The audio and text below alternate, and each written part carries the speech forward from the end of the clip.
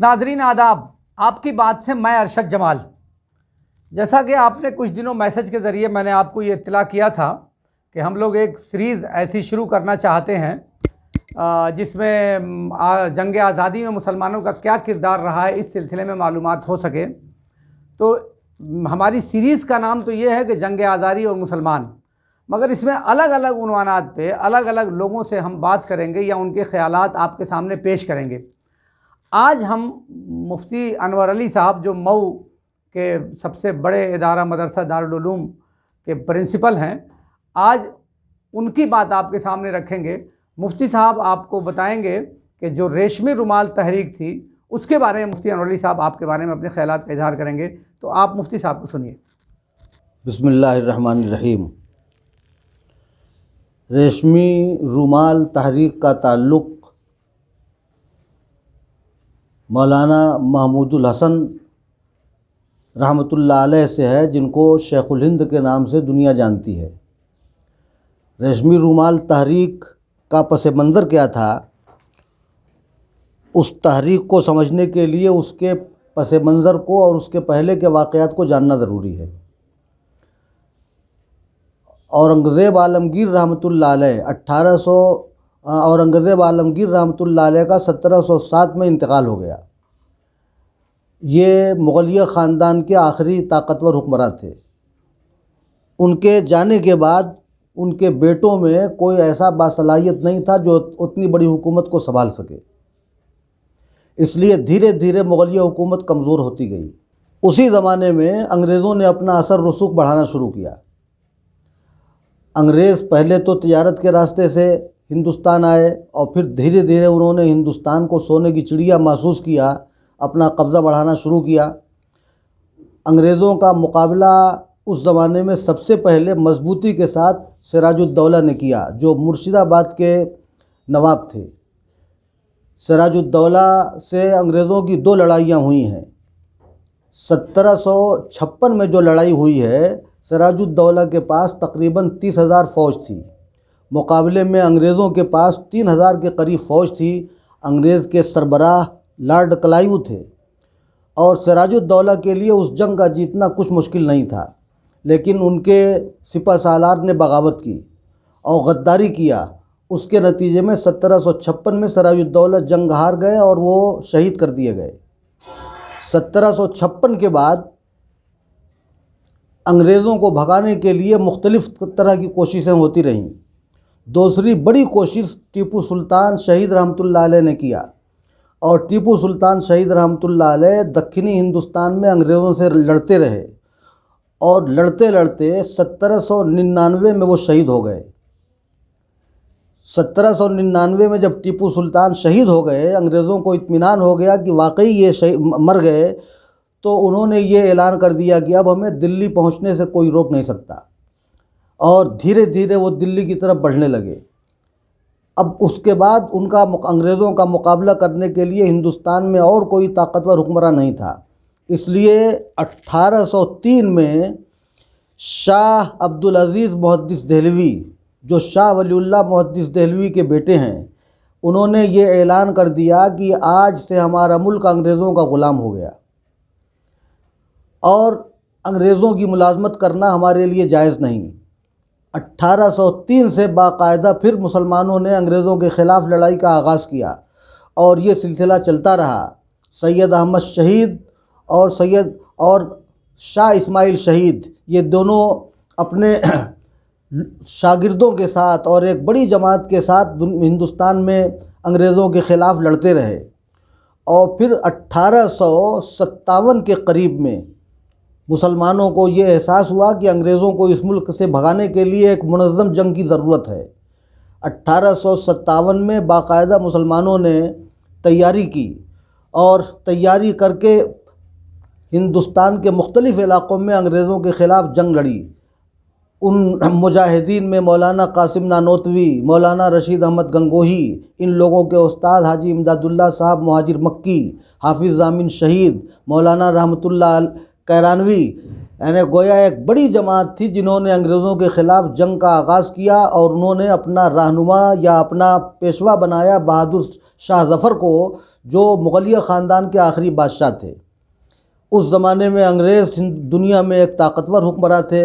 مسلمانوں کے پاس ان کے مقابلہ کرنے کے لیے جس طرح کے آلات اور سامانوں کی ضرورت تھی، اس طرح کے جنگی سامان نہیں تھے۔ 1857 کی جنگ مسلمان ہار گئے۔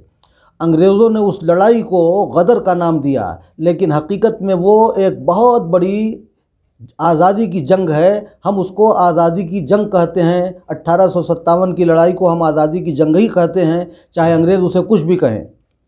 1857 میں جب یہ لڑائی مسلمان ہار گئے تو اس زمانے کے جو ہمارے پیشوا تھے، مولانا قاسم نانوتوی، مولانا رشید احمد گنگوہی، ان لوگوں نے بعد میں یہ طے کیا کہ بظاہر ہمارے لیے ہندوستان میں دوبارہ حکومت حاصل کرنا تو اب دور کی بات ہے، ہمیں اپنا دین بچانا ضروری ہے۔ 1857 کے 9 سال بعد 1866 میں مولانا قاسم نانوتوی نے دارالعلوم دیوبند کا مدرسہ قائم کیا۔ اس مدرسے کے پہلے طالب علم ہیں مولانا محمود الحسن شیخ الہند، جو ریشمی رومال تحریک کے محرک ہیں۔ دارالعلوم دیوبند کے پہلے طالب علم ہیں مولانا محمود الحسن۔ مولانا محمود الحسن کا یہ بیان ہے کہ استاد مولانا قاسم نانوتوی نے مدرسہ ہمارے سامنے قائم کیا، اور ہمارے استاد مولانا قاسم نانوتوی نے جو جملہ فرمایا وہ مجھے اچھی طرح یاد ہے۔ انہوں نے کہا کہ ہم نے یہ مدرسہ ہندوستان کو آزاد کرانے کے لیے قائم کیا ہے، اور اس پر ہم نے علم کی چادر ڈال دی ہے تاکہ دشمن کو ہمارے کام کا پتہ نہ چلے۔ یہ ان کا تاریخی جملہ ہے کہ ہم نے یہ ادارہ ملک کو آزاد کرانے کے لیے قائم کیا ہے، اس پر علم کی چادر ڈال دی ہے تاکہ دشمن کو ہمارے کام کا پتہ نہ چلے۔ تو دیوبند کی بنیاد میں ہندوستان کو آزاد کرانے کا جذبہ شامل تھا۔ حضرت شیخ الہند رحمۃ اللہ علیہ دارالعلوم دیوبند کے استاد ہوئے، لیکن ان کے رگ و ریشے میں ہندوستان کو آزاد کرانے کا جذبہ تھا۔ اس لیے ان کے شاگردوں کی ایک بڑی جماعت ایسی ہے جس نے ہندوستان کی آزادی میں انتہائی اہم کردار ادا کیا، جیسے مولانا حسین احمد مدنی، مفتی کفایت اللہ صاحب، مولانا عطا اللہ شاہ بخاری، مولانا احمد سعید، اور اس طرح کے اور بہت سارے نام ہیں جن لوگوں نے ہندوستان کو آزاد کرانے کے لیے بہت بڑے بڑے کام انجام دیے۔ مولانا حفظ الرحمن سیوہاروی، مولانا محمود الحسن دیوبندی، جنہیں شیخ الہند کہا جاتا ہے، انہوں نے ایک پروگرام بنایا کہ اس ملک کو آزاد کرانے کے لیے ہمیں ترکی سے مدد لینی پڑے گی، اور انہوں نے ایک رومال پر ریشم کے دھاگوں سے آزادی کی پورا پروگرام ریشم کے دھاگوں سے لکھوایا۔ ریشم کے دھاگوں سے آزادی کی ترکیب اور آزادی کا پروگرام لکھوایا، اور اس سلسلے میں ان کے بہت بڑے مددگار تھے ان کے شاگرد۔ مولانا شیخ الہند رحمۃ اللہ علیہ نے جب یہ کام پورا کر لیا تو اب وہ حجاز گئے، مکہ مکرمہ، مدینہ منورہ، اور اسی راستے سے ترکی جانا چاہتے تھے، لیکن ان کا ایک خادم انگریزوں کا جاسوس تھا، اور اسے مولانا کے اس پروگرام کا پتہ چل گیا۔ مولانا جب حجاز گئے ہیں، مکہ مکرمہ میں تھے، انہیں انگریزوں نے گرفتار کر لیا، اس لیے کہ اس زمانے میں سعودی عرب میں بھی ان کا عمل دخل تھا، اور پھر مولانا کو جیل میں ڈال دیا گیا، مالٹا جیل میں، اور 1-2 نہیں بلکہ 10 سال سے زیادہ مالٹا جیل میں رہے۔ مالٹا جیل میں مولانا محمود الحسن صاحب کے ساتھ ان کے شاگرد رشید مولانا حسین احمد مدنی رحمۃ اللہ علیہ بھی رہے۔ 1919 کے قریب میں مالٹا جیل سے واپس آئے۔ اس زمانے میں ہندوستان میں آزادی کی لڑائی زوروں پر تھی۔ مولانا محمود الحسن صاحب کو یہ محسوس ہوا کہ اس ملک کو آزاد کرانے کے لیے اب ہمیں اپنے برادران وطن کو بھی ساتھ لینا پڑے گا۔ گاندھی جی اس زمانے میں جنوبی افریقہ سے ہندوستان آ گئے تھے۔ مولانا محمود الحسن نے گاندھی جی کو اپنے ساتھ لیا۔ جمعیت علماء کی جو تحریک چل رہی تھی، جمعیت علماء کی اس تحریک کے ساتھ گاندھی جی کو بھی شامل کیا، اور اس طرح سے آزادی کی لڑائی میں ہندو اور مسلمان دونوں بہت پرزور طریقے پر میدان میں آ گئے۔ مولانا محمود الحسن نے اپنے آخری زمانے میں مسلمانوں کو 2 نصیحتیں کیں۔ ایک بڑی نصیحت یہ کیا کہ آج پوری دنیا میں مسلمانوں کے زوال اور مسلمانوں کے پستی کی دو وجہ ہیں۔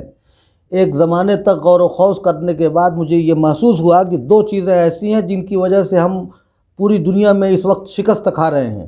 اس میں انہوں نے ایک چیز بتایا مسلمانوں کا آپسی اختلاف، مسلکی اختلاف، اور دوسری چیز بتایا مسلمانوں کا قرآن پاک سے دور ہونا۔ اللہ تعالیٰ کی یہ پاک کتاب جو مسلمانوں کے لیے نسخہ کیمیا ہے، اس کتاب سے دوری اور مسلمانوں کا آپسی اختلاف ان کے زوال کا بنیادی سبب مولانا نے قرار دیا، اور انہوں نے اپنی زندگی کے بقیہ ایام میں تعلیم عام کرنے کے لیے جامعہ ملیہ قائم کیا، مسلمانوں کو جوڑنے کے لیے قرآن پاک کے بہت سارے مکاتب مدارس قائم کیے، قرآن پاک کی تبلیغ اور ارشاد کے بہت سارے سلسلوں کو شروع کیا۔ مولانا محمود الحسن صاحب 1920-21 کے آس پاس دنیا سے چلے گئے، لیکن انہوں نے اپنے شاگردوں میں ہندوستان کو آزاد کرانے کا جو جوش بھرا تھا، ان کے شاگردوں نے اس تحریک کو اپنے ہاتھ میں لیا، اور مولانا حسین احمد مدنی، مفتی کفایت اللہ صاحب، عطا اللہ شاہ بخاری، اور مولانا شبیر احمد عثمانی، اور اسی طرح سے مولانا حفظ الرحمن سیواروی، یہ سارے بڑے بڑے اس زمانے کے علماء اور چوٹی کے لوگ ہندوستان کو آزاد کرانے میں لگ گئے۔ مولانا حسین احمد مدنی پر ایک بار نہیں بلکہ کئی بار مقدمہ چلا۔ ایک مقدمہ کراچی کی عدالت میں چل رہا تھا۔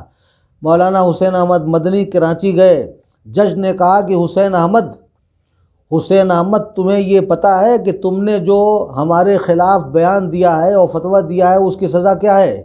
تو مولانا حسین احمد مدنی نے بہت واضح لفظوں میں کہا کہ میں جانتا ہوں کہ اس کی سزا موت ہے، اور میں اسی لیے دیوبند سے اپنا کفن اپنے ساتھ لے کے آیا ہوں تاکہ کراچی کے مسلمانوں کو میرے کفن کا بوجھ نہ برداشت کرنا پڑے۔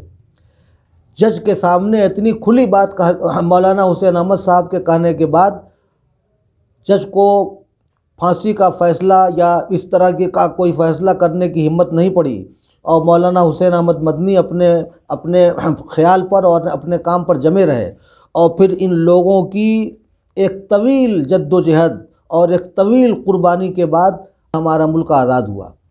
اس زمانے میں ایک خوشگوار واقعہ یہ پیش آ گیا کہ ایک تحریک قائم ہو گئی ہندوستان کو تقسیم کرانے کی۔ مولانا حسین احمد مدنی، مولانا حفظ الرحمن سیواروی، مولانا ابوالکلام آزاد، یہ لوگ بٹوارے کے خلاف تھے۔ یہ چاہ رہے تھے کہ متحدہ اس ہندوستان باقی رہے، لیکن ایک گروہ جو محمد علی جناح کے ساتھ تھا وہ ہندوستان کا بٹوارہ چاہتا تھا، اور ہمارے لیے یہ افسوس کا مقام ہے کہ 1947 میں جب ہمارا ملک آزاد ہوا تو دو حصوں میں تقسیم ہو گیا۔ پھر اس کے بعد ہندوستان کا آئین بنا۔ جس وقت آئین بن رہا تھا تو اس وقت ہمارے لیے یعنی اقلیتوں کے حقوق کی بحث چل رہی تھی۔ ایک گروہ یہ کہہ رہا تھا کہ مسلمانوں نے ایک ملک بانٹ کے الگ کر لیا ہے، اس لیے ان کو ہندوستان میں برابری کا حق نہیں ملنا چاہیے۔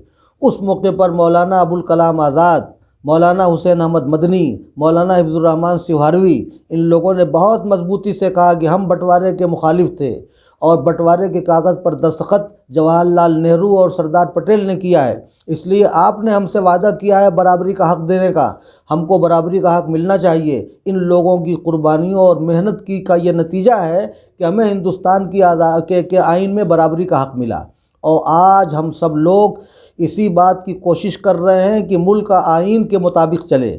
آئین کے مطابق چلے گا تو یہاں امن باقی رہے گا، سکون باقی رہے گا، اور ملک ترقی کرے گا۔ اور اگر ملک کو آئین کے خلاف چلایا جائے گا، آئین میں بے جا تبدیلی کی جائے گی جیسا کہ اس کی کوشش ہو رہی ہے، تو یہ چیز ہمارے ملک کے مفاد میں ہرگز نہیں ہوگی، ملک کو بجائے فائدہ ہونے کے نقصان ہوگا۔ اس لیے ہم مسلمان ہندوستان کے آئین کی قدر کرتے ہیں، اور اس بات کی پوری کوشش کرتے ہیں کہ ہندوستان کا جو آئین ہے اس کے مطابق ملک چلے، اور ساری پارٹیاں اس آئین کی سچائی میں اور اس آئین کے نفع میں یقین کریں۔